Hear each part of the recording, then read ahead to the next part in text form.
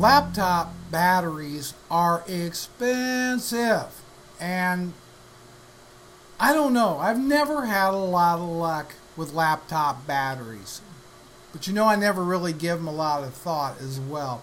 So I did a little research, and I wanted to offer some ways that you can improve the life of your laptop batteries, and kind of talk a little bit about saving you some money on that. So look, there's no remedies to restore a lithium-ion battery when it's shot. There's just not much you can do. Yeah, there's tricks that you can heat up the battery, and that does lower the resistance of the battery, but as soon as the temperature cools down, it goes back to its normal state. So when you store a laptop battery, about 40% charge, and keep it in a cool place. What you should avoid doing is keeping the battery full at full charge and keeping a high temperature. What that means is, like my laptop right here is running on electricity, on shore power. Guess what? I don't keep the battery, and I pop it out of there when it's on shore power. Why? Because it's charging, it's generating heat, and that is reducing the life of my battery. It's just a way that they work.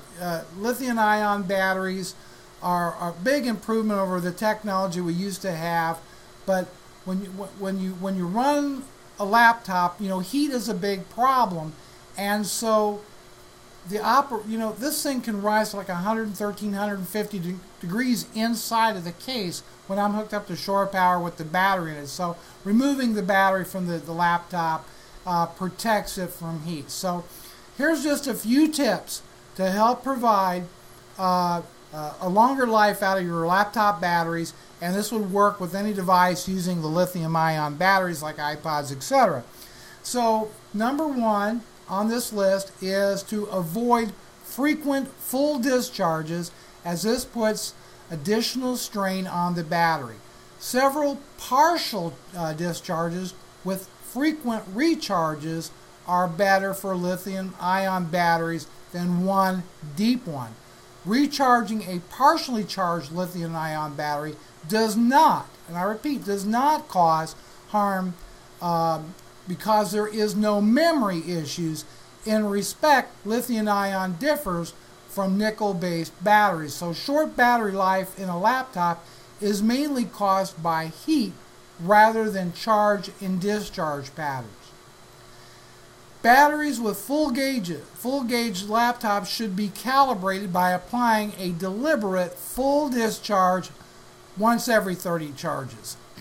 Running the pack down in the equipment does this. If ignored, the fuel gauge will become increasingly less accurate, and in some cases cut off the device prematurely.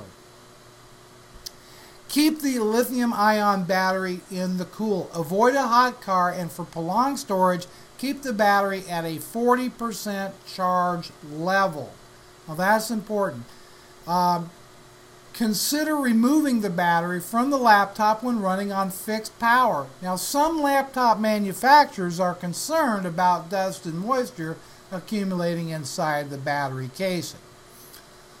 Avoid purchasing spare lithium-ion batteries for later use. Observe manufacturing dates. Do not buy old stock, even if sold on clearance and prices.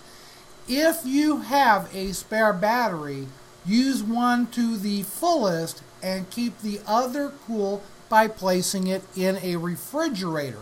Never freeze the battery, and for best results, store it at a 40% state of charge. There you have it, my tips to save on those doggone expensive laptop batteries and other lithium-ion batteries. But those suckers cost a lot of money. They should last you for a couple years if you use common sense. Don't go run out and buy a spare right off the get-go. Use the one you got. And look, the manufacturing tip, that's a real good idea, especially when you're looking at these online auctions at eBay and that sort of thing.